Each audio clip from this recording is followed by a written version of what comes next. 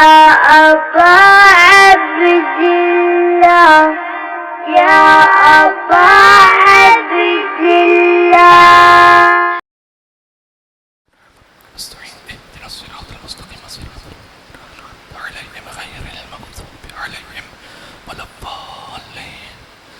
إن الله وملائكته يصلون على النبي يا أيها الذين آمنوا صلوا عليه وسلموا تسليما.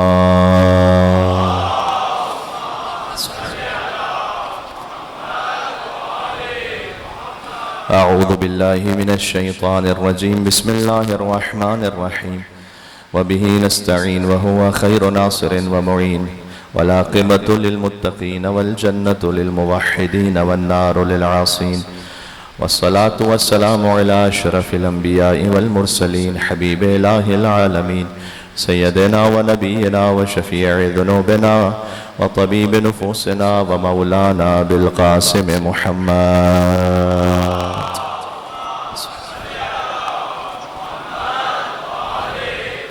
وعلى آله الطيبين الطاهرين المعصومين المظلومين المنتجبين المنتخبين الميامين سيما بقية الله في الأراضين الذين أذهب الله عنهم الرجس وطهرهم تطهيرا.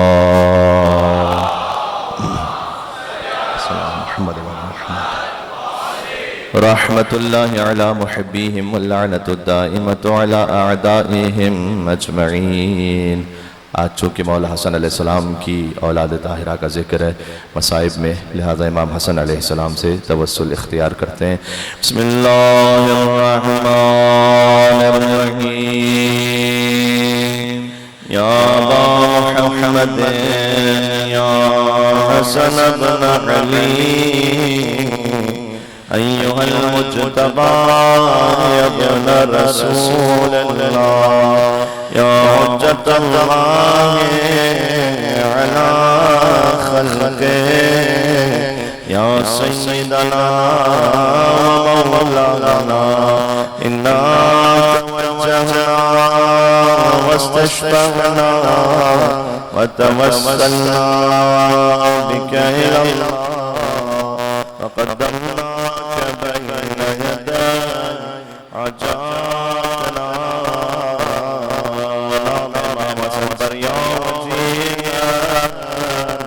عند الله اشفع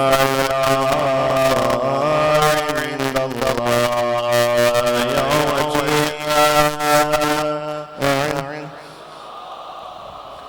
اشفع ایک مرتبہ یا وجيه عند الله اشفع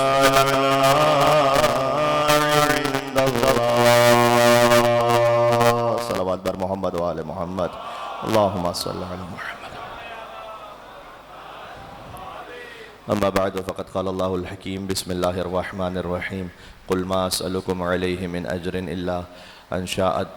إلا من شاء أن يتخذ إلى ربه سبيلا. نعرہ صلوات. اللهم صل على محمد. ایک زحمت فرمائیے گا بلند تر صلوات ایک اور بھی.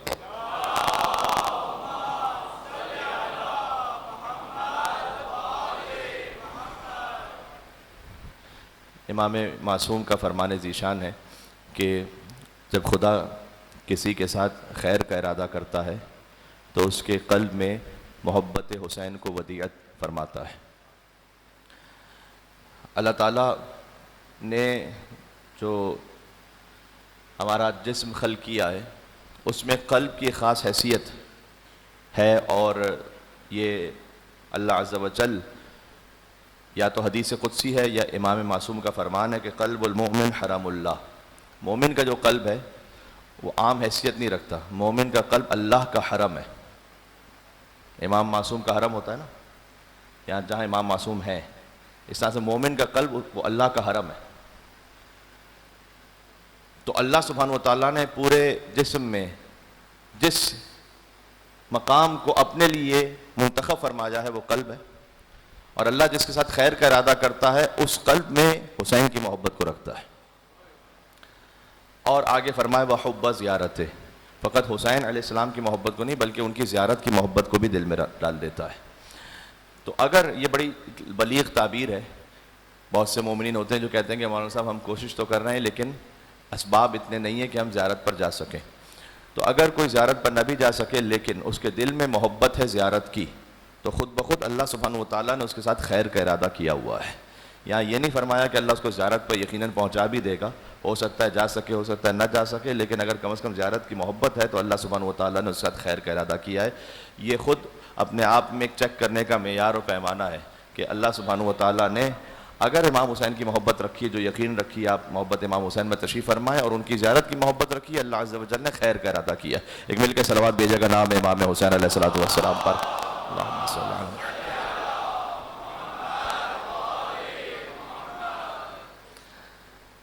اور اگر قلب صحیح راستے پر ہے, ہمارے پاس ایک دعا ہے کہ جو سب کو یاد ہے, دیکھیے گا میں آدھی پڑھوں گا, آدھی آپ میرے ساتھ پڑھیے گا. یا اللہ یا رحمان یا رحیم یا مقلب القلوب ثبت قلبی علی دینک. اے اللہ, اے رحمان, اے دلوں کو بدل دینے والے, تو میرے دل کو اپنے دین پر ثابت قدم رکھ. یہاں پر یہ نہیں فرمایا ثبت سمعی علی دینک, میری سماعتوں کو اپنے دین پر ثابت قدم رکھ, حالانکہ کان بھی دین پر ہونے چاہیے. ثبت لسانی علی دینک, میرے زبان کو اپنے دین پر ثابت قدم رکھ, میری آنکھوں کو اپنے دین پر ثابت قدم رکھ. قلب کے لیے کہا ہے, دل کے لیے. کیوں؟ اس لیے کہ اگر دل ثابت قدم ہے تو زبان بھی صحیح راستے پر ہے, نگاہیں بھی صحیح راستے پر ہیں, سماعتیں بھی صحیح راستے پر ہیں. دل وہ ہے کہ جہاں سے سب کنٹرول ہو رہا ہے, تو دل کو دین پر ثابت قدم رکھ. اگر دل صحیح تقویٰ کے ساتھ ہے تو زبان بھی تقویٰ کے ساتھ ہے, نگاہیں بھی تقویٰ کے ساتھ ہے, ہاتھ بھی تقویٰ کے ساتھ ہے, پیر بھی تقویٰ کے ساتھ ہے.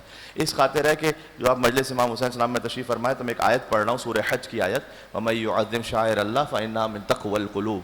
فرمایا جو شاعر اللہ کا احترام رکھے وہ دل کے تقویٰ کی علامت ہے. شاعر اللہ کیا مطلب ہے؟ شاعر شعیرہ کی جمع ہے, شعیرہ یعنی علامت, سائن. شعائر یعنی اللہ کی علامتیں, جو اللہ کی علامتوں کی تعظیم کرے وہ دل کے تقویٰ کی علامت ہے. دو لفظ ہیں قرآن میں جسے بسا اوقات ہمارے جو وہابی بھائی ہیں وہ اس کو مکس کر دیتے ہیں, اور کبھی ناسمجھی کی وجہ سے یا کبھی یہ کہ اور ایک کنفیوژن کریٹ ہو جاتی ہے. وہ کیا ہے؟ وہ یہ کہ عبادت اللہ کی ہے, تعظیم شاعر اللہ کی ہے. تو اگر تعظیم ہو رہی ہے علم کی, تعظیم ہو رہی ہے تعزیے کی, تعظیم ہو رہی ہے تابوت کی, تو مولانا یہ کیسے شاعر اللہ میں سے ہو گئے؟ یہ تو جمادات ہیں, بظاہر ایک لکڑی ہے. تو اسی لیے اللہ سبحانہ و تعالیٰ نے مثال جو دی ہے قرآن میں شاعر اللہ کی, ان الصفا والمروہ من شعائر اللہ. صفا اور مروہ کی پہاڑیاں شاعر اللہ میں سے, پہاڑی پتھر ہے خالی, اللہ نے کہا شاعر اللہ میں سے, احترام کرو اس کا. عبادت اللہ کی ہے, تعظیم شاعر اللہ کی ہے, یہ ذہن میں رکھیے گا. تو جب علم مبارک کا احترام ہے, جب گنبد کا احترام ہے, جب تابوت کا احترام ہے, اور ان کا احترام اس خاطر ہے کہ اللہ تعالیٰ نے کہا ان الصفا والمروہ من شعائر اللہ. صفا اور مروہ شاعر اللہ میں سے کچھ مثالیں ہیں, من شاعر اللہ. شاعر اللہ کمپلیٹ نہیں ہے یہ لسٹ, توجہ رکھیے گا. صفا اور مروہ شاعر اللہ میں سے ہیں. اچھا, اس کی دو مثالیں ہیں ہمارے پاس قرآن کریم میں. شاعر اللہ کی دو مثالیں ہیں, ایک ہے صفا اور مروہ جو پہاڑیاں ہیں, دوسری مثال ہے وَالْبُدْنَ جَعَلْنَا لَكُمْ مِنْ شَعَائِرِ اللَّهِ. وہ قربانی کا جانور کہ جسے تم نشان لگا کر قربانی کے لیے متعین کر دو, شاعر اللہ میں سے. یعنی اللہ تعالیٰ نے یہاں عجیب کمال کیا ہے, ایک مثال دی ہے پہاڑی کی, ایک مثال دی ہے جانور کی. انسان کی تو مثال ہی نہیں دی اللہ سبحانہ و تعالیٰ نے. ہاں, اللہ تعالیٰ انسان پر تو آیا ہی نہیں. یہاں پر شاعر اللہ کی مثال میں ایک پہاڑی کی مثال دی, ایک حیوان کی مثال دی. شاعر اللہ جسے دیکھ کر اللہ یاد آ جائے. صفا اور مروہ کو دیکھ کر اللہ کیوں یاد آتا ہے؟ صفا اور مروہ کو دیکھ کر اللہ اس لیے یاد آتا ہے کہ یہاں پر ایک حجت خدا کی ماں اپنے فرزند کی پیاس بجھانے کے لیے دوڑی تھی. صفا سے مروہ, مروہ سے صفا, اور اس طرح سے دوڑی تھی کہ چونکہ وہ جب نشیب میں چلی جاتی تھی تو زیادہ تیز دوڑتی تھی تاکہ ابراہیم کہ فرزند اسماعیل انہیں نظر آئیں, کیونکہ وہاں پر سلوپ تھا. آج تو یہ فلیٹ ہو گیا نا, ورنہ تو سلوپ تھا, پہاڑیاں تھی, سنگلاخ چٹانیں. آج بھی جب یہ ایئر کنڈیشنڈ ہے اور فلیٹ ہے تب بھی صحیح کرنا کوئی اتنا آسان کام نہیں لگتا, اس کے لیے بڑی زحمت اٹھانا پڑتی ہے. تو اس زمانے میں کہ جب شدید ترین دھوپ ہے اور سنگلاخ چٹانیں جیسے میں نے کہا کہ پتھر ہیں, وہاں پر اللہ جانے کیا کچھ ہے, اس میں حضرت ہاجرہ سلام اللہ علیہا دوڑ رہی ہیں, اور جب وہ نشیب کی طرف جاتی ہیں جہاں سلائڈ ہے، سلانٹ ہے، اور نیچے جاتی ہیں تو انہیں اسماعیل نظر نہیں آتے، اس لیے جلدی جلدی دوڑتی ہیں، اور جلدی دوڑتی ہیں تاکہ اسماعیل ان کو نظر آئیں. تو وہ بھی اللہ سبحانہ وتعالیٰ نے کہا کہ کاپی کرو. جو گرین لائٹس آج لگی ہوئی ہیں کہ آپ ہر والا کیجئے، تھوڑا جلدی دوڑیے. یہ کیا ہو رہا ہے؟ یہ علامہ رشید ترابی صاحب اللہ مقبر ایک مثال دیے شاعر امام حسین کو سمجھنے کے لیے. اگر آپ حج کو دیکھیں ایز این آؤٹ سائڈر، جس کو بیک گراؤنڈ نہیں پتا، ہسٹری نہیں پتا، just as an out cider آپ حج کو واچ کریں کہ کچھ لوگ ہیں کہ جو ایک گھر کے گرد گھومے جا رہے ہیں. یہ کیا ہو رہا ہے؟ اگر آپ اس کے بیک گراؤنڈ کو، پس منظر کو نکال کر فقط آپٹکس میں ظاہر کے عمل کو دیکھیں تو کوئی لاجک نہیں بن رہی. گھومنا خالی. اس کے بعد آؤ صفا مروہ کے درمیان بھی دوڑو، اس کا کیا سینس ہے؟ اچھا اس کے بعد جاؤ 3 شیطان ہیں ان کو پتھر مارو. ارے پتھر مارے؟ کون سا شیطان ہے یہاں سامنے؟ دیواروں کو پتھر مار رہے ہو. اس کا مطلب ہے کہ اگر آپ فقط ظاہر کو دیکھ رہے ہوتے ہیں نا تو سینس نہیں بن رہے ہوتا بہت سے کاموں کا. جب آپ اس کے پس منظر میں جاتے ہیں، میں کچھ کہنا چاہ رہا ہوں عزاداری امام حسین علیہ السلام کے بارے میں. اے میرے ساتھ ایک مل کے صلوات اور بھیجیے گا محمد و آل محمد پر. اللہم صلی علی.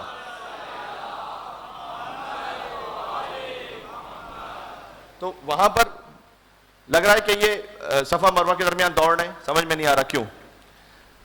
جب اس کا پس منظر پتا چلے تو پھر یہ ہے کہ اچھا اس لیے کہ ایک نبی خدا کی فرض کیجئے کہ والدہ یہاں پر دوڑی تھی. کنکر اس لیے مار رہے ہیں کہ یہ بھی ایک تاریخ کو یاد رکھنا ہے.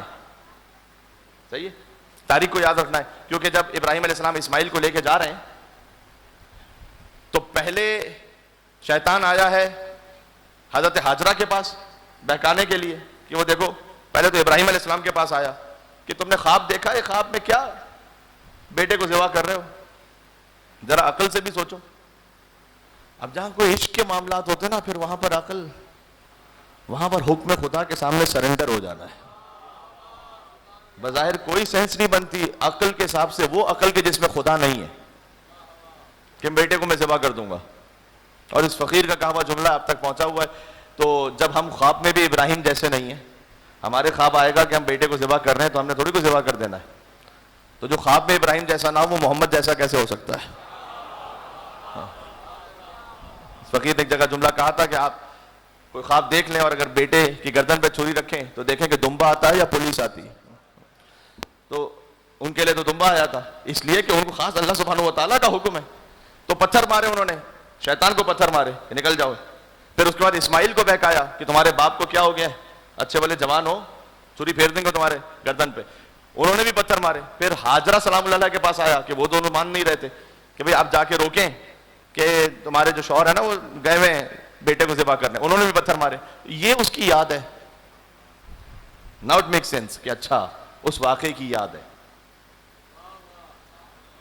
عزاداری امام حسین علیہ السلام میں پیٹے جا رہے ہیں، سینہ پابا رہنا گھوم رہے ہیں. ایک عجب فقر کا عالم ہے، ہاں دیوانوں کی طرح ہے. اس کا مطلب یہ نہیں ہے کہ اس کے پیچھے کوئی سینس نہیں ہے. ہاں میں کچھ کہنا چاہ رہا ہوں یہاں پر، شبیر کے دیوانوں کو سمجھائے نا دنیا. ہاں وہ کربلا محلہ میں دیوانے ہو آپ عبداللہ حسین علیہ السلام کے، جو اس خاص عزاداری کی کیفیت میں ہے، جنہیں اپنا ہوش نہیں ہے، جنہیں کھانے پینے کا ہوش نہیں ہے. لوگ کہہ رہے کہ بھئی کیا ہو گیا ہے، 61 ہجری میں ایک واقعہ ہوا ہے، اب تک بیٹے جا رہے ہو اپنے آپ کو. شبیر کے دیوانوں کو سمجھائے نا دنیا. کیوں؟ یہ خوب سمجھ بوجھ کے دیوانے ہوئے ہیں.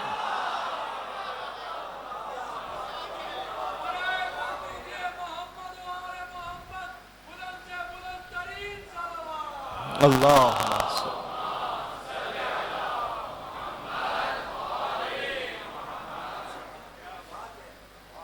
تو اس کے پس منظر میں محبت امام حسین علیہ السلام ہے، سنت رسول ہے کہ رسول اللہ خود روئے ہیں.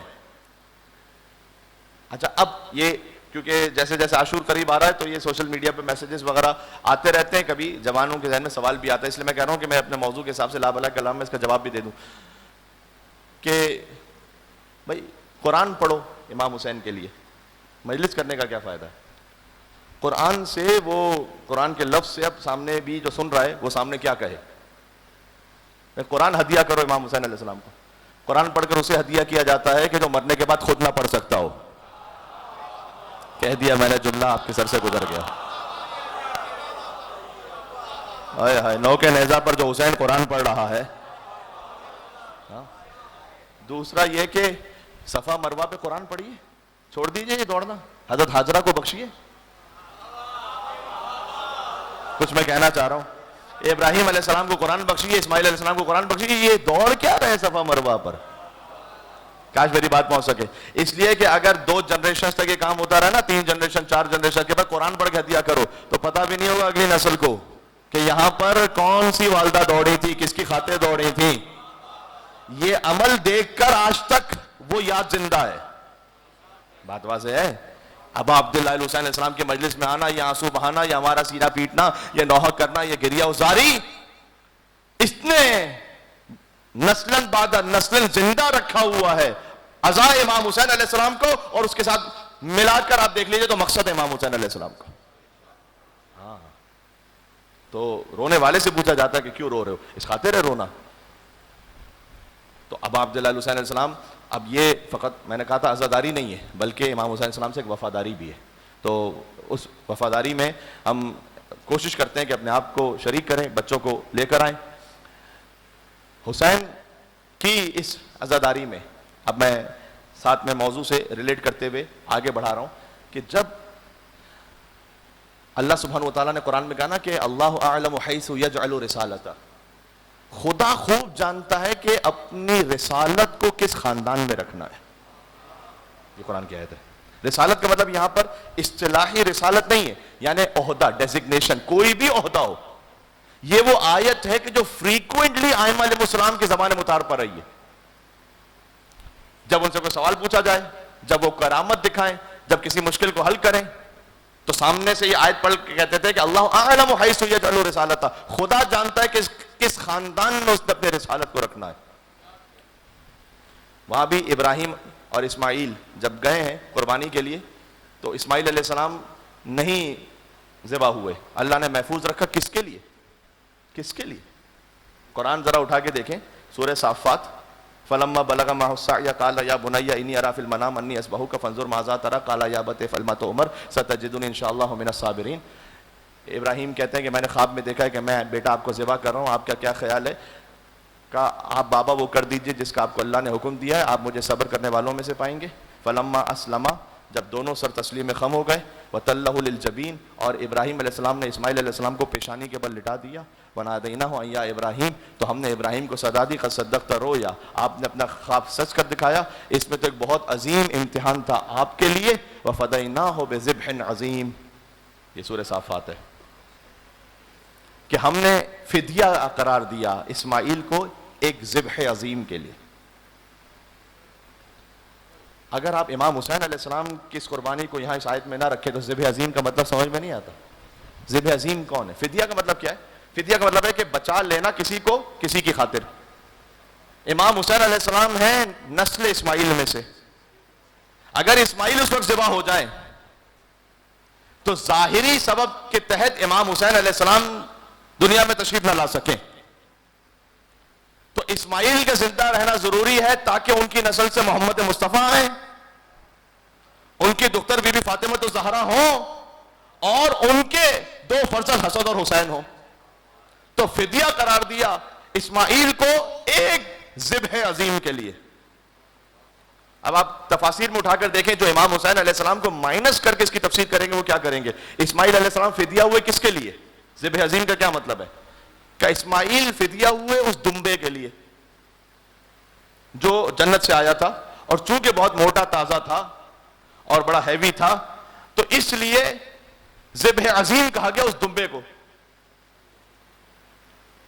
جب اہل بیت کے در کو چھوڑتے ہیں نا تو پھر مقام نبوت کا بھی یہ عالم ہوتا ہے کہ اسماعیل جیسے نبی وہ قربان ہو, یعنی وہ فدیہ قرار پائیں ایک ذبح عظیم دمبے کی خاطر, کہ دمبا ذبح ہو جائے اور اسماعیل ذبح نہ ہو.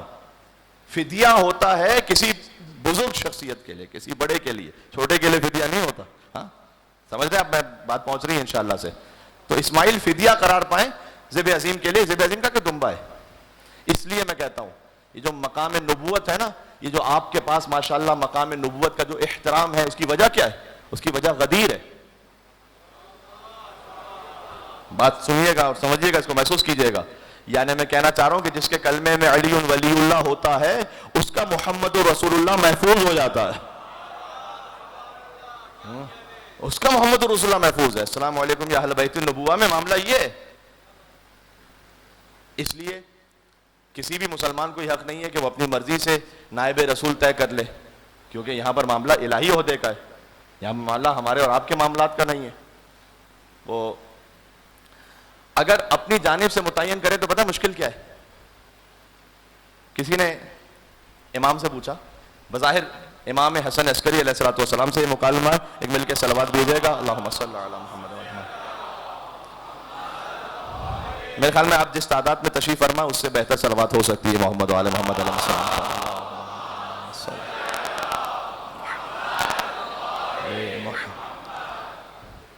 امام سے پوچھا کہ مولا کیا ہم اپنا رہبر امام لیڈر خود بنا سکتے ہیں؟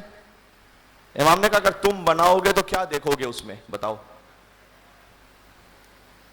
کیا دیکھ کے بناؤ گے؟ کہ مولا وہ عالم ہو، عادل ہو. امام نے بہت لاجیکل ہے یہ، آپ ذہن میں رکھیے گا اس بات. امام نے کہا تم کسی عالم اور عادل کو دیکھ کے بناؤ گے تو ایک تو یہ ہے کہ کیا تم جانتے ہو کہ کون کتنا عالم ہے اور کتنا عادل ہے؟ پہلی بات تو یہ ہے. دوسرا اس سے زیادہ امپورٹنٹ پوائنٹ ہے، ذہن میں رکھیے گا، کیا تم اس کے فیوچر کے بارے میں جانتے ہو کہ وہ رہے گا عالم عادل؟ یہ پتہ ہے اس کی دنیا کی ایک مثال دوں میں آپ کی خدمت میں. آنگ سان سو چی یہ ایک خاتون ہے میانمار کی.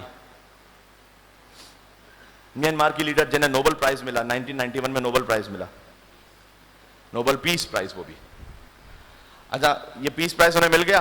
اس کے بعد میانمار میں جینوسائیڈ ہوا، مسلم جینوسائیڈ 2016-17 میں. 25,000 سے زیادہ مسلمان مار دیے گئے، ہزاروں کی تعداد میں خواتین کی عصمت دری ہوئی، 7 لاکھ سے زیادہ لوگ جلا وطن ہو گئے. وہ جو پورا سب کرائسس چل رہا تھا، تو آپ جانتے ہیں اس میں کوئی ظاہر کرنے کی بات نہیں، آپ مجھے میڈیا پہ دیکھتے رہتے ہیں. تو مجھے یاد ہے کہ اس زمانے میں میں ایک میڈیا پر میانمار کرائسس کے بارے میں بات کر رہا تھا، پاکستان کے ایک چینل پر. تو جو اینکر تھے انہوں نے مجھ سے پوچھا، اس کا کلپ موجود ہے ابھی تک میرے خیال میں سوشل میڈیا پہ کہیں. تو اینکر نے مجھ سے پوچھا کہ علامہ صاحب یہ جو اتنا جینوسائیڈ ہو رہا ہے اور یہ جو خاتون ہیں جنہیں نوبل پیس پرائز ملا ہے، ان سے ایکسپیکٹیشن یہ تھی کہ یہ کچھ کہیں گی، کچھ اپنے وہاں مسلمانوں کے لیے جو کمیونٹی ہے اس کے لیے کچھ اقدام کریں گی. یہ تو بالکل ہی سائلنٹ ہے اور انہوں نے تو مرنے کے لیے چھوڑ دیا ہے. تو ان کو تو نوبل پیس پرائز ملا ہوا ہے. تو اب یہ جو ان کا کام ہے، تو کیا یہ نوبل پیس پرائز ڈیزرو کرتی تھی؟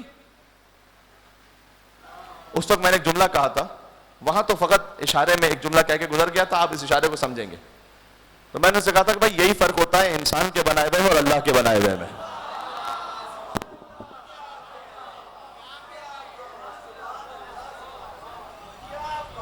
یہ بات سمجھ میں آ رہی ہے؟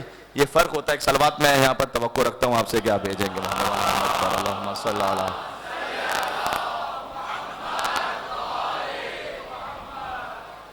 یہ فرق ہے انسان کے بنائے ہوئے اللہ کے بنائے ہوئے. انسان نے نوبل پرائز دے دیا، حتیٰ یہ کہ بعد میں نوبل جو پیس پرائز کمیٹی ہے، میں اس کی کوئی اہمیت کا قائل نہیں ہوں. وہاں پر جس طرح سے کرپشن ہے وہ اس کو میں اس وقت یہاں پر ڈسکس کر کے فائدہ کہ آپ سب جانتے ہیں کہ وہاں پر جو انٹلیکچوئل کرپشن ہے، کس کو پیس پرائز ملتا ہے؟ ان کو کہ جنہوں نے کارپیٹ بامبنگ کر کے لاکھوں بچوں کو مارا ہے. ایسے ایسے پریزیڈنٹس کو بھی ملتا ہے. تو میں ویلیڈیٹ نہیں کر رہا اس پیس پرائز کو یہاں سے، میں تو خالی ایک بات کہہ رہا ہوں کہ جب وہاں سے وہ پیس پرائز ملا تو ان کی میٹنگ ہوئی بعد میں کہ کیا اس کو ریووک کریں ہم، کیوں 91 میں دے چکے تب ریووک کریں. انہوں نے کہا بھائی ہم ریووک اس لیے نہیں کر سکتے کہ اس وقت جب ہم نے دیا تھا ہم نے فقط ان کا اس وقت کا کیریکٹر دیکھا تھا، فیوچر کے ہم ذمہ دار نہیں ہیں. آپ بنائیں گے تو فیوچر کے ذمہ دار نہیں ہوں گے، اللہ بنائے گا تو قیامت تک ذمہ داری لے گا. ہاں اللہ بنائے گا تو اللہ جانتا ہے. یہاں پر اپنا کوئی شک کا امکان ہے، نہ تردید کا امکان ہے، نہ عصیان کا امکان ہے. اس لیے مستقبل دیکھ کر اللہ سبحانہ و تعالیٰ جانتا ہے. تو امام نے کہا کہ تم فیوچر کو نہیں جانتے, اپنی مرضی سے بناؤ گے, فیوچر میں کیا کر لے گا وہ. حاکم شام نے یزید کو اپوائنٹ کیا, اور یزید نے کیا کیا آگے. تو لوگ یہ کہتے ہیں کہ حاکم شام نے اپوائنٹ کیا تھا اور یزید نے جو کچھ بھی کیا, تو آپ نوح علیہ السلام کا بیٹا بھی تو برا تھا, تو آپ وہ یزید کی وجہ سے وہ حاکم شام کو نہ برا کہیں, نوح کا بیٹا بھی تو برا تھا. بیٹا برا نکل آتا کبھی. نوح علیہ السلام نے اپنے بیٹے کو خلافت کے لیے اپوائنٹ نہیں کیا ہوا تھا. اللہ تعالیٰ نے ایک دفعہ کہا کہ یہ بات نہ کیجیے گا کہ آپ جاہلوں میں سے ہو جائیں, یہ میں چونکہ پڑھ چکا ہوں, اس کی تفصیل میں نہیں جا رہا ہوں. تو اس کے بعد نوح علیہ السلام نے ضد نہیں کی تھی کہ پروردگار نا نا نا نا میرا بیٹا ہے. ٹھیک ہے اے خدا تیری مرضی ہے. اللہ سبحانہ و تعالیٰ جب کسی کو متعین کرتا ہے تو وہاں پر یہ ڈاؤٹ یہ سب کلیئر ہو جاتا ہے. اس لیے ہم پیس آف مائنڈ میں جسے اللہ نے بنایا اس کو مان رہے ہیں, اس خاطر ہے جس کا ماضی حال مستقبل کلیئر ہے, ماضی بھی کلیئر ہے. سارے صحابہ کرام کو کہتے ہیں رضوان اللہ تعالیٰ علیہم, رضی اللہ تعالیٰ عنہ. صرف ایک مولا علی جن کو کہتے ہیں کرم اللہ وجہہ. کیوں کہتے ہیں کرم اللہ وجہہ؟ بھائی اگر کرم اللہ وجہہ ایک بہت اچھا ٹائٹل ہے تو آپ سب کے ساتھ لگائیے, کہیے کسی بھی صحابی کا نام لیجئے, کہیے کرم اللہ وجہہ, کہہ سکتے ہیں؟ نہیں. کرم اللہ وجہہ کا مطلب ہے کرم اللہ, جسے اللہ نے کرامت دی ہے, وجہہ جس کے چہرے کو. امام فخر الدین رازی کہتے ہیں چونکہ علی کا چہرہ کبھی بتوں کے آگے نہیں جھکا تھا,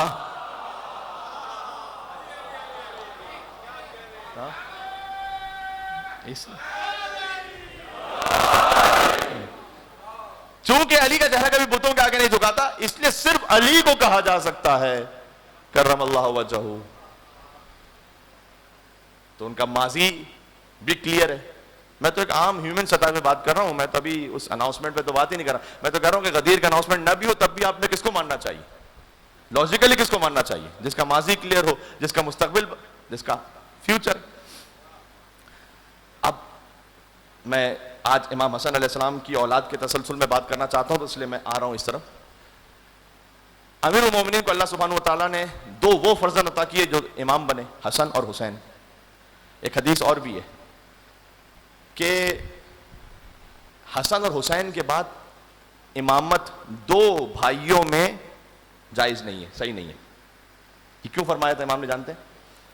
جب امام حسن عسکری علیہ السلام کی شہادت ہوئی تو امام حسن عسکری کے ایک بھائی تھے جن کا نام تھا جعفر, جن کو جعفر کذاب کہا گیا, بعد میں جعفر تواب کہا گیا. اور انہوں نے کوشش بھی کی کہ امام حسن عسکری کا نماز جنازہ وہ پڑھا لیں, کیونکہ امام زمان علیہ السلام 5 برس کے تھے.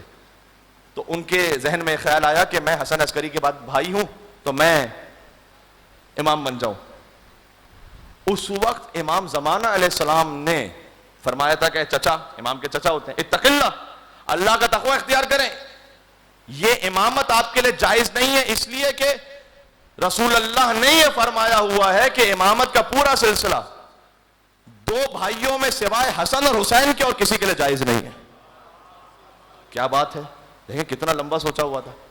تو حسن اور حسین امام بنے, دو بھائی, اور ان میں امام حسن علیہ السلام حسین سے بھی پہلے امام ہیں. ظاہر ہے امام حسن کا ذکر کم ہوتا ہے, بہرحال یہ مشیت پروردگار ہے کہ امام حسین علیہ السلام ہی کے ذکر میں تمام پنجتن کا ذکر ہو. امام حسین علیہ السلام کا ذکر پنجتن پاک میں سب سے زیادہ ہے. یہ اللہ تعالیٰ کی ایک مشیت ہے.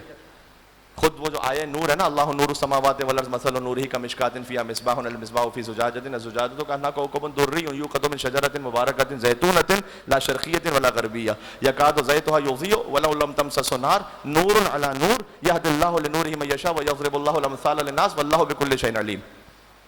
یہ آیت ہے سورہ نور کی, آیت نمبر 35. اللہ زمین و آسمان کا نور ہے. میں امام حسن پہ بات کر رہا ہوں. اللہ زمین و آسمان کا نور ہے. مثل نوری کا مشکات, اس کے نور کی ایک مثل ہے جیسے ایک طاق ہے.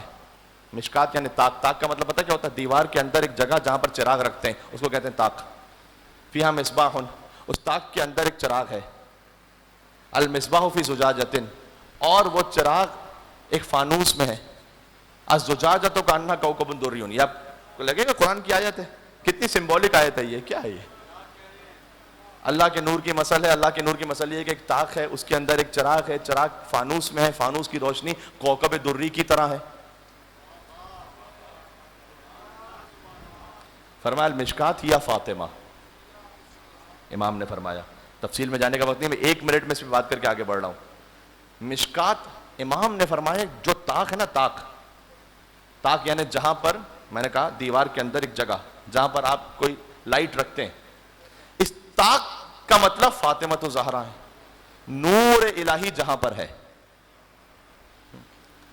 بی بی کو خود نور کے بجائے وہ طاق کہا گیا جس میں نور ہے. یہ ہے ہم فاطمہ و ابوہا و بعلہا و بنوہا. نور امامت بی بی سلام اللہ علیہ سے آگے بڑھے گا. اور وہ چراغ امام حسن ہے حدیث میں، اور وہ فانوس جس میں یہ چراغ ہے وہ حسین ہے. اب چراغ کی روشنی فانوس سے پھیلتی ہے آگے. میں قرآن پڑھ رہا ہوں، یعنی امام حسن ہے چراغ، لیکن امام حسن کا بھی جو ذکر ہوگا اور ان کی روشنی پھیلے گی وہ امام حسین کے ذکر سے پھیلے گی. یہ ایک آیہ نور ہے. اس کی اگلی آیت ہے فی بیوت اذن اللہ ان ترفع ویذکر فیہا اسمہ. یہ چراغ ایسے گھروں میں ہے کہ جن کی تعظیم کا اللہ نے حکم دیا. ہائے ہائے ہائے ہائے، ایسے گھروں میں جن کی تعظیم کا اللہ نے حکم دیا. جب یہ آیت نازل ہوئی، جا کے بہار و انوار میں دیکھے گا، یہ تو خیر شیعہ والا ہے، ہو سکتا ہے کہ بعض مسلمان کہیں کہ نہیں کوئی اور حوالہ دیجئے. تو ایک تفسیر اس کا نام ہے شواہد التنزیل، عبید اللہ بن عبداللہ حسکانی حنفی نیشاپوری کی، اس میں جا کے دیکھیے گا. جب یہ آیت نازل ہوئی تو ایک صاحب کھڑے ہوئے، انہوں نے پوچھا یا رسول اللہ یہ کون سے گھر ہے کہ جس میں نور الہی کا چراغ ہے؟ تو حضور نے پہلے فرمایا یا بیوت الانبیاء، انبیاء کے گھر ہیں، انبیاء کے گھر ہیں جہاں نور الہی ہے. بے شک ایک اور ہستی کھڑی ہوئی، نام لے لیتا ہوں میں، حضرت ابو بکر. وہ کھڑے ہوئے، انہوں نے پوچھا ھذا البیت منہا. میں ہزاروں کے مجمع میں بات کر رہا ہوں، ریفرنس کے ساتھ بات کر رہا ہوں. ھذا البیت منہا واشار الی بیت علی و فاطمہ.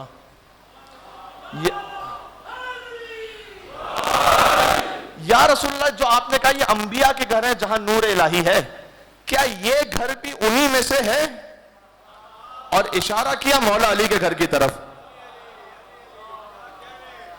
اچھا، اس کا مطلب ہے کہ میں مسلمانوں سے دستبستہ کہنا چاہتا ہوں کہ حضرت ابو بکر رضی اللہ تعالی عنہ وہ یہ بات جانتے تھے کہ رسول اللہ جب انبیاء کی فضیلت بیان کریں تو کوئی صحابی اس میں شریک نہیں ہو سکتا ہے. اگر نبی کی فضیلت میں کوئی شریک ہو سکتا ہے تو وہ حیدر کرار علی بن ابی طالب ہے.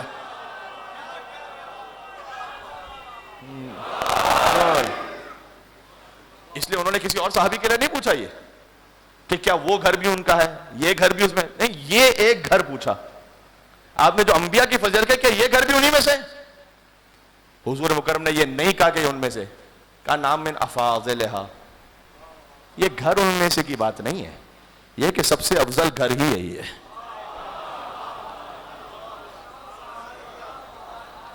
سب سے افضل گھر یہ ہے جہاں نور الہی رکھا ہوا ہے. آگے آیت میں اشارہ بھی ہے یسبح لہ فیہا بالغدو والآصال. یہ ہم اس گھر کی بات کریں جس میں صبح و شام اللہ کی تسبیح پڑھی جاتی ہے. تو تسبیح کس کے گھر سے ملی ہے آپ کو؟ تسبیح فاطمہ زہرا سلام اللہ علیہا. مل کے صلوات بھیجیں نام حضرت زہرا سلام اللہ علیہا پر.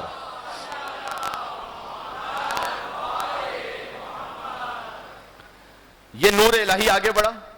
امام حسن امام حسین، امام حسن اور امام حسین، حسن حسین کے بھی امام ہیں. یہ جملہ اگر آپ اس کو ذرا تصور فرمائیے، امام حسن کا کیا مقام ہے. حسن کو بادشاہ خاص و عام کہتے ہیں، علی کا نائب و قائم مقام کہتے ہیں، اور دلیل ایک ہی کافی ہے ان کی عظمت میں کہ انہیں حسین بھی اپنا امام کہتے ہیں. امام حسن علیہ السلام. بلکہ اگر اس بات کو آپ اپنے محسوس کر سکیں کہ حسین علیہ السلام، ان کا تو الگ سے نام ہی نہیں رکھا گیا. حسن کا مطلب جس میں ساری خوبیاں ہوں. حسین یعنی چھوٹا حسن. حسین اس میں مصغر ہے.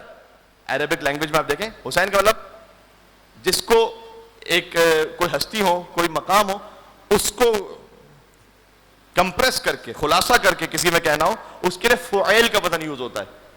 ہاں، جیسے ابن کا مطلب ہے بیٹا، اسی سے ہے بونائی، چھوٹا بیٹا. حسن یعنی جس میں سارے کمالات جمع ہو. حسین وہی کہ جو چھوٹا حسن ہو. امام حسین کو چھوٹا حسن کہا گیا، یعنی حسین کو بڑا کر دیں تو حسن بنتا، حسن کو چھوٹا کر دیں تو حسین بنتا ہے. ابھی وہ معاملہ ہی حل ہو گیا کہ ایک نے سلو کی تھی، ایک نے جنگ کی تھی. یہ ایک ہی ہے، حسن بھی وہی ہے، حسین بھی وہی ہے. ہاں میں ایک جملہ کہہ رہا ہوں، فرق حسن اور حسین میں نہیں ہے، فرق یزید و معاویہ میں. ہاں اس لیے یہ الگ الگ رد عمل ہے یہاں پر کہ امام حسین علیہ السلام سے بیعت مانگی جا رہی ہے. تو امام حسن امام حسین، حسین چھوٹے حسن، حسن بھی حجت حق ہیں، یہ اعتماد رہے، اور حسین چھوٹے حسن ہیں، یہ بات یاد رہے. جناب امروہی صاحب نے یہ کہا تھا. تو امام حسن سے وہ نور امام حسین علیہ السلام تک چلا. اب امام حسن اور امام حسین کا نور ایک جگہ جمع ہوا ہے. میں حضرت قاسم ابن حسن علیہ السلام کے حوالے سے مصائب سے تھوڑا سا دور ہوں، لیکن میں چاہتا ہوں کہ یہ بات پہنچے. امام حسن علیہ السلام کے 7 بیٹے، یہ اس میں روایتوں میں اختلاف ہے، لیکن مثلا علامہ رشید ترابی صاحب یا ان جیسے بزرگ علماء جو ہمارے قدیمی علماء تھے، وہ یہ کہتے تھے کہ حسن مجتبیٰ کے 7 بیٹے تھے، جن میں سے 5 کربلا میں شہید ہوئے. ایک نہیں، فقط قاسم ابن حسن نہیں ہے، حسن علیہ السلام کی پوری شرکت ہے کربلا میں. 5 بیٹے اور 4 بیٹے تو تقریباً سب نے لکھا ہے کہ امام حسن علیہ السلام کے شہید ہوئے کربلا میں. امام حسن علیہ السلام کی ایک ہی بیٹی ہے. امام حسن علیہ السلام بیٹے ہیں لیکن بیٹی ایک ہی ہے، اور اس بیٹی کا نام ہے فاطمہ، فاطمہ بنت حسن. یہ اتنی عظیم الشان بیوی ہیں کہ لم یدرک فی آل الحسن مثلھا. یہ امام علیہ السلام نے ارشاد فرمایا کہ آل حسن میں، پوری امام حسن علیہ السلام کی جنریشن میں قیامت تک ان جیسی معظمہ بیوی کوئی ہے ہی نہیں. ان کا ازدواج ہوا ہے امام زین العابدین سے، حسین کے بیٹے اور حسن کی بیٹی، جن سے ولادت ہے امام محمد باقر علیہ السلام کی. آپ اس سلسلہ امامت کو ذرا محسوس فرمائیے گا.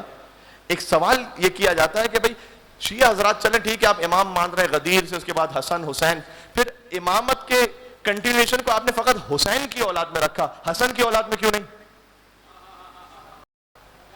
اس کا جواب ہے امام علیہ السلام کی یہ دختر کہ جن کا ازدواج ہوا امام زین العابدین سے، اور اب امام محمد باقر علیہ السلام وہ امام حسین کے پوتے ہیں، امام حسن کے نواسے ہیں.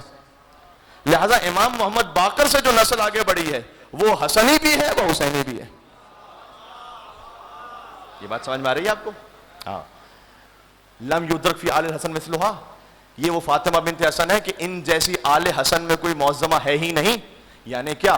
یعنی یہ کہ آل حسین میں کوئی امام زین العابدین جیسا نہیں ہے، اور آل حسن میں کوئی فاطمہ بنت حسن جیسی نہیں ہے. جب ان کا ازدواج ہو تو اس بچے کی ولادت ہے امام محمد باقر کہ جو ہو بہو رسول جیسے ہیں.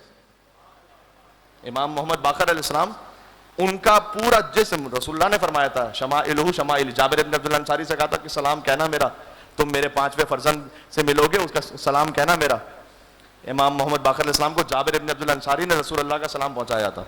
تو یہ کیوں پورے امام محمد باقر رسول اللہ کی شبیہ ہیں؟ اس لیے کہ امام حسن علیہ السلام کے لیے روایت میں ہے کہ وہ سر مبارک سے کمر مبارک تک رسول اللہ جیسے تھے، اور امام حسین علیہ السلام کمر مبارک سے پائے مبارک تک رسول اللہ جیسے تھے. اس میں بھی ایک رمز تھا کہ جو سر اور دھڑ یہ حصہ ہے یہ امام حسن رسول اللہ سے مشابہ ہو، اس لیے کہ اس میں ہاتھ آتا ہے، حسن ہاتھ سے سلو کریں گے، اور پھر کمر مبارک سے پائے مبارک تک حسین رسول اللہ جیسے ہوں، اس لیے کہ حسین جائیں گے میدان جنگ میں اور جنگ کریں گے. تو حسن کی صلح بھی رسول اللہ کی صلح ہے، اور حسین کی جنگ بھی رسول اللہ کی جنگ ہے. یہ حضور نے فرما دیا تھا کہ حسن اور حسین ابنایا حازان، یہ دونوں میرے بیٹے امام ہیں، قام او قعدہ، چاہے صلح کر لیں چاہے جنگ کریں.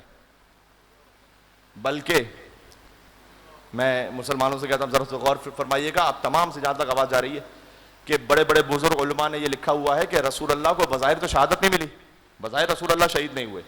یہ ایک الگ قول ہے کہ بہرحال رسول اللہ بھی شہید ہوئے تھے، لیکن اگر آپ عام اس میں دیکھیں تو رسول اللہ کی وفات ہوئی. تو رسول اللہ کی وفات ہوئی تو شہادت ایک اتنا بڑا عہدہ ہے تو وہ رسول اللہ کیا اس سے محروم رہے کیا؟ شہادت تو بہت سارے نبیوں کو ملی ہے، تو کیسے ہو سکتا ہے کہ فضیلت جو نبی کو ملی ہے وہ رسول اللہ کو نہ ملی ہو؟ تو بزرگ علماء اہل سنت نے اس کا جواب لکھا ہے. جواب میں لکھا ہے کہ نہیں، رسول اللہ کو شہادت ملی، لیکن ایسے شہادت ملی کہ ایک شہادت جہری، ایک شہادت سری ہے، ایک چھپی ہوئی شہادت، ایک کھلی ہوئی شہادت. چھپی ہوئی شہادت امام حسن کے حصے میں آئی، کھلی ہوئی شہادت امام حسین کے حصے میں آئی. تو چونکہ شہادت کی دو قسمیں تھیں، لہٰذا اللہ نے ان شہادتوں کو رسول کے نواسوں میں تقسیم کر دیا. تو جو حسن کی شہادت ہے وہ رسول اللہ کی شہادت ہے، اور حسین کی شہادت بھی رسول اللہ کی شہادت ہے. تو مجھے کہنے کا حق دیں کہ اگر امام حسن کی شہادت رسول اللہ کی شہادت ہے اور امام حسین کی شہادت رسول اللہ کی شہادت ہے، تو جو امام حسن کا قاتل ہے وہ بھی رسول اللہ کا قاتل ہے، اور جو امام حسین کا قاتل ہے وہ بھی رسول اللہ کا قاتل ہے. تو پھر اس میں گھبرانے کی کیا بات ہے کہ جب امام حسن امام حسین کے قاتلوں پر ہم لعنت بھیجیں؟ ہم تو رسول اللہ کے قاتلوں پر لعنت بھیج رہے ہیں. ہاں، تو امام حسن علیہ السلام کی ایک بیٹی ہے فاطمہ بنت حسن. میں وقت تقریباً گزرتا جا رہا ہے. بی بی فاطمہ بنت حسن جا رہی تھی ایک مقام سے، امام زین العابدین جن سے ازدواج ہوا ہے فاطمہ بنت حسن کا، نہیں ان سے روایت نہیں، امام محمد باقر جو کہ والدہ فاطمہ بنت حسن ان کی والدہ بنتی ہیں. تو امام محمد باقر یہ کہتے ہیں کہ میں نے دیکھا کہ میری والدہ گزر رہی تھی ایک جگہ سے اور دیوار گرنے لگی. میں اس بی بی کا ذکر اس لیے کر رہا ہوں کہ اس بی بی کا تعلق ہے کربلا سے، غور کیجئے گا، یہ کم مومنین جانتے ہیں، لیکن میں پہلے ان کی ایک فضیلت ذکر کر دوں. دیوار گرنے لگی تو میری والدہ بی بی فاطمہ بنت حسن اس دیوار کے ساتھ تھیں. وہ اٹھی، انہوں نے دیوار کی طرف اشارہ کیا، فرمایا ما اذن اللہ لہ بالسقوط لا وحق المصطفیٰ، تجھے مصطفیٰ کے حق کا واسطہ ہے، اللہ نے تجھے ابھی گرنے کی اجازت نہیں دی ہے. پھر بی بی اٹھی ایک جگہ پر، دیوار امام فرماتے ہیں کہ ہوا میں معلق رہی اور میری والدہ جب گزر گئی پھر دیوار گری. یہ کن فیکون کی منزل ہے، کوئی معمولی بات نہیں ہے. کیا شان ہے اہل بیت اطہار کے گھر کی مستورات کی کہ اگر فاطمہ بنت حسن ان پر دیوار گر رہی ہو اور وہ اشارہ کرے تو گرتی بھی دیوار رک جائے، اور علی کی ماں فاطمہ بنت اسد اشارہ کرے تو دیوار کعبہ شق ہو جائے، ہے نا. تو یہ حضرت فاطمہ بنت حسن کا ازدواج ہوا امام زین العابدین سے، ان سے امام محمد باقر علیہ السلام. حضرت فاطمہ بنت حسن کربلا میں موجود تھیں، یعنی امام زین العابدین کی زوجہ، اور امام محمد باقر بھی خود کربلا میں تھے. امام محمد باقر کی والدہ کربلا میں تھیں. اور کیجئے گا. اب میں بات کو اس طرح سمیٹ رہا ہوں کہ امرؤ القیس نام کا ایک شخص تھا. یہ امام حسن کی زوجہ ہے نا، جو بی بی ام فروہ جن سے حضرت قاسم ہے. تو امرؤ القیس نام کا ایک شخص تھا کہ جو یمن میں رہتا تھا، حضرت ختیجہ کے دور کے رشتہ داروں میں بھی تھا. وہ مسلمان ہوا، اس کی 3 بیٹیاں تھیں. یمن میں بیٹیوں سے شادی کرنے والا کوئی تھا نہیں.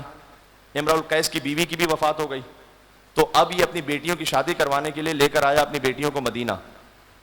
اور جب مدینہ لے کر آیا تو اب یہ سوچ رہا تھا کہ میں کسی شریف اور نفس انسان کے ہاں ازدواج کروں اپنی بیٹیوں کا. تو کس سے ازدواج ہو؟ تو کوئی جانتا نہیں اس کو مدینہ میں. 1-2 لوگوں سے جب معلوم ہوا، کچھ پوچھا، پتہ چلا کہ امیر تو ہیں لیکن شرافت نفسانی نہیں ہے، تو مجھے ان سے ازدواج کرنا نہیں ہے. اب بیٹیوں کے لیے شادی کرنا ہے اور دن گزرتے چلے آ رہے ہیں. یمن سے آیا ہے تو مدینہ سے باہر تھک ہار کر بیٹھ گیا. دیکھیں اللہ تعالیٰ کیسے انتظام کرتا ہے، جس کے دل میں وہ نیت ہے. تھک ہار کے بیٹھا ہوا ہے، دیکھا دور سے ایک شخص آ رہا ہے، گویا ایسا لگ رہا ہے بڑی محنت کر کے پسینے میں پورا شراب ہو رہا ہے. دور سے ایک شخص آ رہا ہے. یہ امرؤ القیس جانتا نہیں ہے اس شخص کو. یہ شخص آ رہا ہے اور ابھی مدینہ کی سرحد ہی پر پہنچا ہے کہ چھوٹے چھوٹے بچے اس کے گرد جمع ہو گئے، اور یہ اپنے پاس سے 1-1 درہم نکال کر ان بچوں کو دیتا جا رہا ہے جو اپنی محنت کی کمائی ہے. اور سارے درہم ختم ہو گئے اس کے بعد، اور یہ داخل ہوا مدینہ میں خالی ہاتھ. امرؤ القیس نے دیکھا کہ یہ کون ہے. اچھا ایک دن دیکھا، اگلے دن بھی وہیں جا کے بیٹھے، بالکل وہی سیم منظر. یہ باغ سے نکلتا ہے محنت مزدوری کر کے، جو کچھ کمایا ہوتا ہے بچوں میں تقسیم کر کے پھر خالی ہاتھ. ارے یہ کون ہے؟ تو ایک شخص سے پوچھا وہ جو شخص ہے وہ کون ہے؟ کہ وہ علی ابن ابی طالب ہے. کہا اچھا علی کے بارے میں تو بڑا سن رکھا تھا. ما اشرف حاذ الفتى، کیا ہی شریف النفس ہے یہ جوان. فتح عربی میں شباب کہتے ہیں جوان کو، اور فتح بھی کہتے ہیں جوان کو. فرق یہ کہ شباب ہر جوان، سیدہ شباب اہل جنہ امام حسن امام حسین ہے، جو بھی جوان ہوں گے ان سب کے سردار ہیں جنت میں.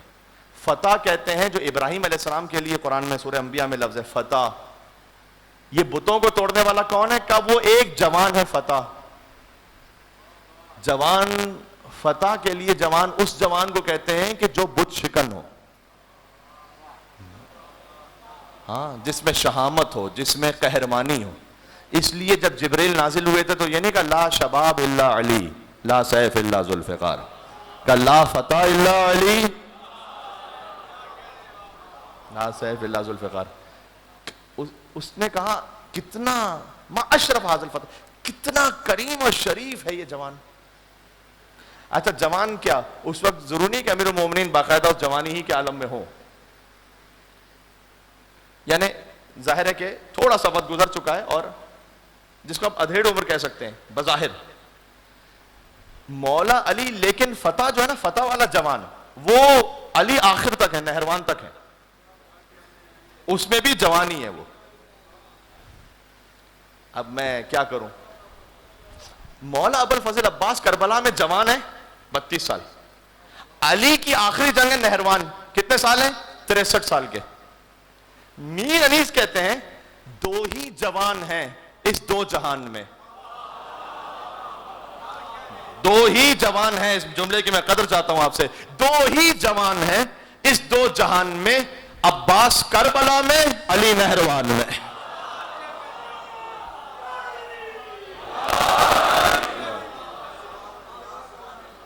وہ عباس جو 32 برس کے کربلا میں ہے نا، وہ علی 63 برس کے نہروان میں. آگے آ کر پوچھا کہ آپ علی ہیں؟ جی میں علی ہوں. کہا آپ میرا ایک مسئلہ حل کر دیں، میں یمن سے آیا ہوں 3 بیٹیوں کو لے کر، مسلمان ہوا ہوں، چاہتا ہوں کسی اچھے شریف خاندان میں شادی ہو جائے. امام نے کہا کہ کیا تم چاہتے ہو کہ تمہاری ایک بیٹی سے میں ازدواج کر لوں؟ بڑی بیٹی. کہا رہے اس سے زیادہ بڑی کیا سعادت ہوگی؟ مجھے تو اس پورے مقام پر آپ سے زیادہ کوئی کریم اور شریف نظر ہی نہیں آتا، تو میرے لیے تو کتنی بڑی سعادت ہے. اس کی بڑی بیٹی کا نام ہے ماہیہ. ازدواج ہوا مولا علی سے. اب ہمارے ہاں دیکھیں یہ تھوڑا سا ہو سکتا ہے کہ اتنا کمپیٹیبل نہ ہو اس طرح کی جو ازدواج اور اس طرح کے جو معاملات ہوتے ہیں، کیونکہ آگے جو میں لفظ کہنے لگا ہوں، ان کی جو دوسری بیٹی ہے اسی امرؤ القیس کی، ان کا نام ہے سلمہ یا نفیلہ یا رملہ، جن کی کنیت ہے ام فروا. میں آج خاص اس لیے ذکر کر رہا ہوں یہ سب. مولا نے کہا کہ آپ کی بڑی بیٹی سے میں ازدواج کرتا ہوں، اور آپ کی یہ درمیان میں جو بیٹی ہیں جن کا نام سلمہ، نفیلہ، رملہ، کنیت ام فروا، ان سے میرے بیٹے حسن اگر ازدواج کر لیں. امام حسن علیہ السلام نے ان سے ازدواج کیا. انہی ہی کی بیٹی ہیں فاطمہ بنت حسن، ابھی جن کے لیے ساری میں بات کر رہا تھا آپ سے، اور انہی کے ہی بیٹے ہیں امام محمد باقر. یعنی امام محمد باقر کی والدہ بھی ہے کربلا میں فاطمہ بنت حسن، اور ان کی نانی بھی ہے کربلا میں. ام فروا نانی ہوتی ہے امام محمد باقر علیہ السلام کی. یہ بات سمجھ میں آ رہی ہے میں کیا کہہ رہا ہوں؟ کچھ سمجھ میں آ رہا ہے؟ یہ ایسے نہیں ہے السلام علیکم یا اہل بیت النبوہ. ہاں یہ پاکیزہ ترین اصیل ترین خاندان ہے. یہ ہر ایک کو نصیب اس طرح سے نہیں ہوتا. اچھا، اور جو تیسری بیٹی تھی وہ چھوٹی تھی اس وقت، کافی چھوٹی تھی، امرؤ القیس کی. وہ تیسری بیٹی بھی وہیں رہ گئی اپنی 2 بہنوں کے ساتھ، اور جب وہ بڑی ہوئی تو ان کا ازدواج ہوا امام حسین سے. یعنی امرؤ القیس وہ شخص ہے کہ جس کی 3 بیٹیوں کا ازدواج ہوا ہے، امام علی، امام حسن، امام حسین. امام حسین نے جس دختر سے امرؤ القیس کی دختر سے شادی کی ہے وہ ہے ام رباب، علی اصغر کی ماں. آپ کو یاد ہے میں تسلسل میں چل رہا ہوں, اگر آپ تسلسل کو رکھ سکیں اپنے دماغ میں نے آپ سے بارہا کہا کہ اگر آپ اللہ سبحانہ و تعالیٰ کی خاطر اس دنیا میں کوئی قربانی دے رہے ہیں تو اللہ ضائع نہیں کرے گا آپ کے معاملے کو. وہ یا آپ میں دکھائے گا, یا نسلوں میں دکھائے گا, یا نسلوں کی نسلوں میں دکھائے گا. یہ آپ یقین رکھیں. کل میں نے یقین پر بات کی, اسی لیے اللہ پر یقین رکھتے ہوئے مجھے کچھ اس وقت ملے نہ ملے, اللہ سبحانہ و تعالیٰ کا امتحان ہے. اگر میں صراط مستقیم پر ہوں, اللہ اس احسان کو ضائع نہیں ہونے دے گا. 3 بیٹیاں, 3 کا ازدواج, امام علی, امام حسن, امام حسین. ان میں سے ایک ام فروہ, ایک ام رباب. امام حسن کے 4 بیٹے یا 5 بیٹے کربلا میں شہید ہیں. امام حسن کی پوری نمائندگی ہے کربلا میں. اچھا ذرا غور کیجئے گا, امام حسن اور امام حسین فضائل میں شریک ہیں نا, ہر فضیلت میں ایک جیسے ہیں. لولو مرجان, سیدہ شباب الجنہ, امامان قاما او قعدہ, انا اعطیناک الکوثر. ہر آیت میں امام حسن امام حسین ساتھ میں. تو یہ کیسے ہو سکتا تھا کہ مصائب میں امام حسن اور امام حسین ساتھ میں نہ ہو, جب فضائل میں ساتھ میں؟ مصائب میں ایسے ساتھ میں رہے کہ کربلا میں شہید تو 72 ہیں یا 125 شہید ہیں, جو بھی عدد ہے. لاشا فقط امام حسین کا پامال ہوا ہے, آپ جانتے ہیں, کیونکہ شہیدان کربلا میں جب لاشا پامال ہونے کی باری آئی شام غریبہ, تو ایک ایک شہید کا قبیلہ آتا گیا اور کہا کہ نہیں, ہم اپنے قبیلے والے کو تو نہیں پامال ہونے دیں گے. تو حبیب بن مظاہر کا قبیلہ ان کا لاشا لے گیا, مسلم بن اوسجا ان کا لاشا لے گیا. ایسا ہے, صرف امام حسین کا لاشا رہ گیا تھا. یہ شام غریبہ کی مجلس کا روایت کا موضوع ہے, تو میں اسی میں پڑھوں گا اس کو تفصیل سے انشاءاللہ, اگر میری زندگی رہی اور مجھے توفیق رہی تو. لیکن یہ آپ جانتے ہیں کربلا میں جو ایک واحد لاشا اور پامال ہوا ہے وہ قاسم ابن حسن کا. دیکھیں اس کی وجہ کیا ہے میں نہیں جانتا, کہ کیا کیا مصلحتیں ہیں. مجھے جو سمجھ میں آتا وہ یہ, چونکہ حسن اور حسین ہر فضیلت میں شریک تھے, لہٰذا مصیبت میں بھی شریک ہونا تھا. حسین کا لاشا پامال ہونا تھا, تو حسن کی نیابت میں حسن کے بیٹے قاسم کا لاشا پامال ہوا. کہ گویا امام حسن علیہ السلام نے کہا کہ بھیا اس مصیبت میں بھی میں آپ کے ساتھ شریک رہوں گا. سب کا لاشا پامال ہو نہ ہو, لیکن میرے بیٹے کا لاشا پامال ہوگا آپ کے ساتھ ساتھ. حسن علیہ السلام کی قربانیوں میں سے ایک ہیں عبداللہ ابن حسن. عبداللہ ابن حسن وہ ہیں, کیا میں کہوں, اس شہزادے کے لیے 10 برس کا سن ہے. تو جیسے ہی امام حسن علیہ السلام کی شہادت ہوئی نا, ان کی ولادت ہوئی تھی اور امام حسن علیہ السلام کی شہادت ہوئی, تو کربلا 10 سال بعد ہوئی ہے امام حسن کی شہادت کے. تو گویا ان کو پالا امام حسین نے. حضرت قاسم کو بھی پالا امام حسین نے. کیوں؟ امام حسن کی شہادت کے بعد حضرت قاسم تو 3 برس کے تھے, تو حسن کے بیٹے, لیکن پالا تو امام حسین نے. اس لیے جب امام حسین قاسم کو گلے سے لگائیں تو جیسے ایک باپ اپنے بیٹے سے لپٹ کے رو رہا ہے, اس لیے یہ کیفیت ہے. اور حضرت قاسم ابن حسن سے پہلے میں چاہتا ہوں کہ میں آپ کی خدمت میں حضرت عبداللہ ابن حسن کے لیے 2 فقرے مصائب کے کہوں. جب امام حسین کی شہادت کا وقت قریب تھا نا, اور امام حسین زخموں سے چور تھے, ایک شقی آگے بڑھا کہ امام حسین کے سینے اتھر پر وار کرنا چاہتا تھا. دور سے آ رہا تھا ایک شقی, عبداللہ ابن حسن در خیمہ سے دیکھ رہے, دوڑے, جب تک میں زندہ ہوں کوئی میرے چچا پر تلوار نہیں اٹھا سکتا. آگے دوڑے, قریب آنا چاہتے تھے کہ اس نے تلوار چلا دی, تو آگے بڑھ کر ہاتھ ایسے آگے بڑھائے کہ ہاتھوں پر وار ہوا. اور مقتل کا جملہ یہ ہے کہ عبداللہ ابن حسن کے ہاتھ کھال سے لٹک گئے. اللہ اکبر, اللہ اکبر. اس بچے کے ہاتھ, جو حسن کا بیٹا ہے, کھال سے لٹک گئے. اور یہ بچہ امام حسن علیہ السلام کا جو بھتیجا ہے, سینے پر پیوست ہو گیا. اب مجھے معاف کرنا, حرملہ ابن کاہل اسدی, جس نے علی اصغر کو تیر مارا ہے, اس نے دور سے عبداللہ ابن حسن کا نشانہ لیا, اور عبداللہ ابن حسن پر ایسا تیر لگا کہ مقتل میں یوں جملہ لکھا ہے کہ بچہ امام حسین کے سینے سے تیر کے ذریعے لگ گیا. ہائے ہائے ہائے ہائے, یہ وہ مصائب ہیں جو کم بیان ہوتے ہیں. عبداللہ ابن حسن کی شہادت, یتیم حسن اللہ اکبر. یعنی ایسی کیفیت تھی کہ وہ تیر عبداللہ ابن حسن سے گزرتا ہوا حسین کے سینے پر لگا اور بچہ اس تیر کے ذریعے چمٹ گیا حسین کے سینے سے. یہ عبداللہ ابن حسن. عزیزوں رونے کے لیے تشریف لائے ہیں.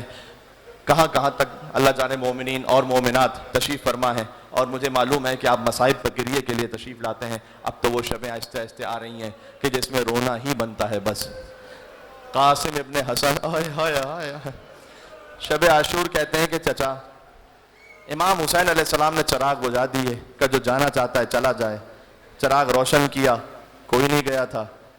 ابوالفضل عباس اہل بیت کی جانب سے اٹھے کہ مولا اگر مرتے مر جائیں 70 مرتبہ زندہ ہوں 70 مرتبہ مارے جائیں. مسلم ابن اوسجہ نے اس وقت خطاب فرمایا, حبیب ابن مظاہر نے. پھر امام حسین السلام نے نام لینا شروع کیے کہ کل کے شہیدوں میں ان کا نام شامل ہے. حضرت قاسم کا نام نہیں تھا اس فہرست میں. قاسم کھڑے ہوئے 13 برس کے ہیں. قاسم کھڑے ہوئے کہتے ہیں کہ چچا کل کے شہیدوں میں آپ نے میرا نام نہیں لیا, محضر شہادت میں میرا نام نہیں ہے. امام حسین علیہ السلام دنیا کو یہ بتلانا چاہتے ہیں کہ میں اپنے بھتیجوں کو جبر کے ساتھ نہیں لے کر آیا, یہ اپنی رضا سے آئے ہیں یہاں پر, اپنے دل سے قربانی پیش کر رہے ہیں یہاں پر. پوچھا کیف الموت عندک, بیٹا قاسم موت کیسی ہے آپ کی نگاہ میں؟ فرمایا احلی من العسل. اللہ اکبر. 13 برس کا ایک نوجوان جیسے دنیا اپنی طرف کھینچ رہی ہو. قاسم کہتے ہیں موت تو شہد سے بھی زیادہ شیرین ہے, میٹھی ہے. کیا بس کل کے شہیدوں میں فقط آپ کا نہیں, آپ کے ننھے بھیا علی اصغر کا نام بھی؟ قاسم اپنی شہادت کا سن کر مطمئن ہو گئے, لیکن کہتے ہیں کہ اے چچا علی اصغر کا نام بھی شامل ہے. تو ذہن میں وہی تصور ہے کہ علی اصغر تو جائیں گے نہیں مقتل میں. تو پوچھ لیا کہ کیا یہ فوج بے حیا خیموں میں گھسے گی؟ حضرت قاسم سے برداشت نہیں ہو سکا یہ سوچ بھی کہ یہ خیموں میں گھسائیں گے. میں کہوں گا اے شہزادہ قاسم کاش شام غریبہ ہوتے. بیویاں ایک خیمے سے دوسرے خیمے میں, دوسرے خیمے سے تیسرے خیمے میں جا رہی تھی. کسی نے امام زین العابدین سے پوچھا تھا شام غریبہ بیویوں کی کیا کیفیت تھی؟ امام نے کہا ایک سوال کرنے والے تو نے میرے قلب کو پھر زخمی کر دیا. امام کے پاس ایک تسبیح تھی, تسبیح کو توڑ دیا امام نے, دانے بکھر گئے. کہا دیکھ جیسے یہ دانے بکھر گئے نا ویسے شام غریبہ علی و فاطمہ کی بیٹیاں بکھر گئی تھی. امام حسین علیہ السلام نے شہزادہ قاسم کو تسلی دی. کہا نہیں اے میرے بھتیجے قاسم, میں خود علی اصغر کو لے جاؤں گا, ہاتھوں پہ اٹھا کے خود لے جاؤں گا. بس اب قاسم کو یہ تو ہے کہ میرا نام شہیدوں میں ہے, لیکن اب چچا مجھے جلدی بھیجیں. تو بار بار آتے ہیں, آ کر کہتے ہیں چچا کیا مجھے اجازت ہے کہ میں جاؤں مقتل میں, کیا مجھے اجازت ہے کہ میں جاؤں مقتل میں. اور بار بار فرماتے امام حسین تم میرے بھائی کی نشانی ہو, تم میرے بھائی کی نشانی ہو. یہاں تک کہ سر جھکا کر آئے اور ماں ام فروا کے پاس آ کے بیٹھ گئے. آپ ایک ہی تو شب آتی ہے پورے سال میں جہاں تفصیل سے حضرت قاسم کا ذکر ہو سکے, تو آ کے بیٹھ گئے سر جھکا کر. کہا کہ اماں جان میں بار بار کہتا ہوں چچا کو, لیکن چچا مجھے اجازت دیتے نہیں ہیں. بیویوں میں فرما نے فرمایا دیکھیں یہ بعض ذاکرین پڑھا کرتے تھے اسے اور میں انہی کی اقتداء میں اس کو پڑھ رہا ہوں, یہ جملہ آگے کہنے لگا ہوں کہ بیویوں میں فرما نے یہ کہا کہ بیٹا قاسم آپ کو یاد ہے جب آپ کے بابا کا آخری وقت تھا تو انہوں نے آپ کے بازو پر ایک تعویذ باندھا تھا, اور آپ سے بھی کہا تھا اور مجھ سے بھی کہا تھا کہ جب کوئی مشکل وقت آ جائے تو اس تعویذ کو کھول لیجئے گا. اب میں مصائب پر رونے والوں سے جملہ کہنا چاہتا ہوں, ماں باپ تعویذ باندھتے ہیں کہ ان کا بچہ بچ جائے. حسن نے تعویذ باندھا تھا کہ میرا بچہ مر جائے, حسین پر قربان ہو جائے. فوراً تعویذ کھولا, اس میں تحریر لکھی ہوئی تھی کہ یہ تحریر ہے حسن ابن علی کی طرف سے, اے حسین جب آپ پر مشکل وقت ہو تو میری نیابت میں میرے قاسم کو آپ قربان ہونے کی اجازت دیجئے گا. بس اب تو حکم امام آ گیا, حسن حسین کے بھی امام ہیں. میں نے ایک بڑے اچھے ذاکر مولانا منتظر عباس نقوی صاحب مرحوم ہو گئے, ان سے جملہ سنا تھا, گویا اب تک حسین بھیج نہیں رہے تھے کہ بھائی کی نشانی ہے, اب حسین روک نہیں سکتے اس لیے کہ حکم امام آ گیا ہے. اب حسن نے یہ کہہ دیا ہے کہ میرے بیٹے کو جانے دیں. تو دونوں چچا اور بھتیجے مل کر اتنا روئے فغشی علیہما, دونوں پر غشی طاری ہو گئی. عزیزوں کربلا میں پانی نہیں تھا, شہزادی زینب کے آنسو بہے.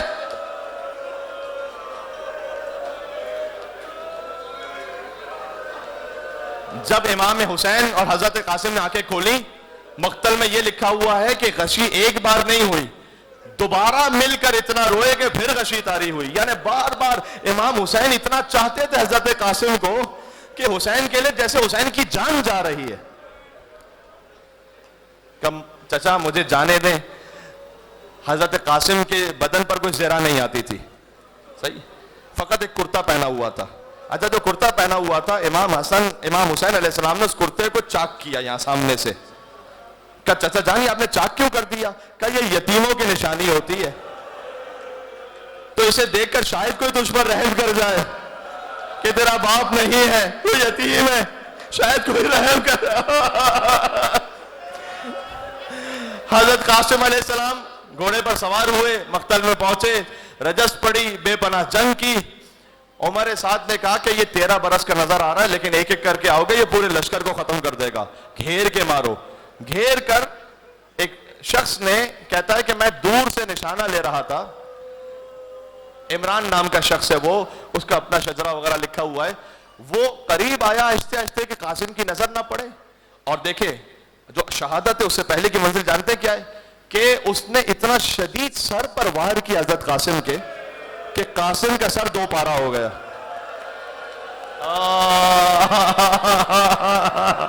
جیسے علی ابن ابی طالب کے سر پر وار ہوا تھا مسجد کوفہ میں، ویسے ہی علی کے پوتے کے سر پر وار ہوا، قاسم زمین پر گرے.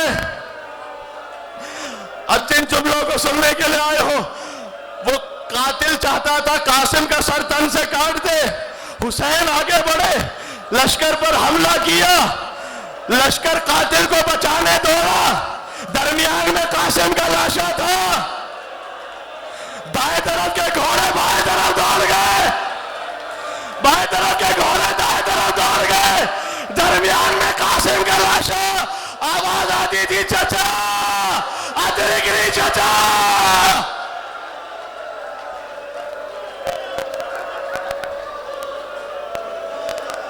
دو جملے میں کیسے ان جملوں کو پڑھوں. قاسم کا لاشا بکھرتا گیا، پامال ہوتا گیا، قاسم ٹکڑے ٹکڑے ہوتے گئے. اللہ اکبر. گھوڑے دوڑ رہے تھے قاسم کے لاشے پر، کہتے ہر ٹاپ پر صدا آتی تھی چچا ادرک نے. حسین پہنچے جب قاسم کے لاشے پر تو ایک مرثیہ پڑا ہے، فرمایا اے بیٹا قاسم تیرے چچا کے لیے بہت سخت ہے کہ تو چچا کو بلاتا رہے، چچا تیرے لاشے کو پامالی سے بچا نہ سکے. قاسم ٹکڑے ٹکڑے ہو گئے تھے. اب حسین لاش اٹھائیں تو کیسے اٹھائیں؟ یہ وہ لاشا ہے جو سب سے الگ انداز سے حسین لے کر آئے ہیں، پامال شدہ لاشا ہے نا، سب سے الگ انداز سے لے کر آئے ہیں. اب اگر میں چشم تصور میں سوچوں، گویا حسین لاشا اٹھانا چاہتے ہیں تو ایک طرف سے لاشا گر جاتا ہے، دوسری طرف سے اٹھاتے ہیں، پورا لاشا ٹکڑے ٹکڑے ہے. حسین نے اپنی ابا کو بچھایا، ہائے ہائے ہائے ہائے یا علی مدد. ٹوٹی ہوئی پسلیاں اٹھائیں، یا علی مدد. کٹی ہوئی انگلیاں اٹھائیں. میں کہوں گا اے شہزادہ قاسم شہادت بھی مبارک ہو اور سنت فاطمہ الزہرا بھی مبارک ہو. کون ہے بی بی فاطمہ پر ہونے والے؟ سیدہ کی پسلیاں ٹوٹی تھی مدینہ میں، قاسم کی پسلیاں ٹوٹی کربلا میں.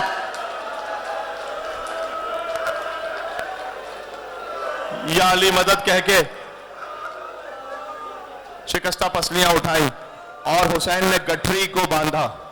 سب سے منفرد انداز میں لاشا لے کر گئے، گٹھری کو پشت پر رکھا یا ہاتھوں پہ اٹھایا اور لے کر چلے. جب خیمگاہ پہنچے تو فرمایا اے بہن زینب قاسم کا لاشا لایا ہوں لیکن ماں کو نہ دکھانا. بی بی زینب نے ایک ایسا سوال کیا ہے کہ جو بڑا رقت آمیز ہے کہ بھیا آپ کے ہاتھ تو خالی ہے، لاش کہاں؟ کہ بہن زینب یہ جو پیٹھ پر گٹھری دیکھ رہی ہے اس میں قاسم کی لاش کے ٹکڑے ہیں. لاش اندر گئی. خدا کسی ماں کو یہ منظر نہ دکھائے کہ 13 برس کا جوان لاش ٹکڑے ٹکڑے ہو گئی ہو. شہزادی زینب نے فرمایا اماں فرما آپ نہ دیکھیے گا، بھابھی فرما آپ لاش نہ دیکھیے گا. کا شہزادی مجھے دکھائیے تو صحیح، میں ایک مرتبہ اپنی قربانی دیکھنا چاہتی ہوں۔ بس بی بی ام فروہ کی نگاہ 13 برس کی کمائی پر پڑی، اپنے ہاتھوں کو قاسم کے ٹکڑوں پر رکھا، پیشانی کو کربلا کی زمین پر رکھا، ماں واہ کربلا دیا ماں، کربلا جیسی کوئی ماں نہیں ہے کہ پروردگار تیرا شکر ہے تو نے میری قربانی سب سے زیادہ قبول فرمائی۔ آخری فقرہ، حسین جب اکبر کا لاشا آیا، ایک طرف اکبر کا لاشا رکھا، ایک طرف قاسم کا لاشا رکھا، یعنی ایک طرف اپنا بیٹا، ایک طرف بھائی کا بیٹا، درمیان میں حسین لیٹ گئے، ایک ہاتھ اکبر کے لاشے پر، ایک قاسم کے لاشے پر، کہتے تھے پروردگار واہ غربتا، آج حسین غریب ہو گیا، میرا اکبر بھی مار دیا گیا، میرا قاسم بھی مار دیا، حسین غریب ہو گیا۔ السلام علی الحسین وعلی علی ابن الحسین وعلی اولاد الحسین وعلی اصحاب الحسین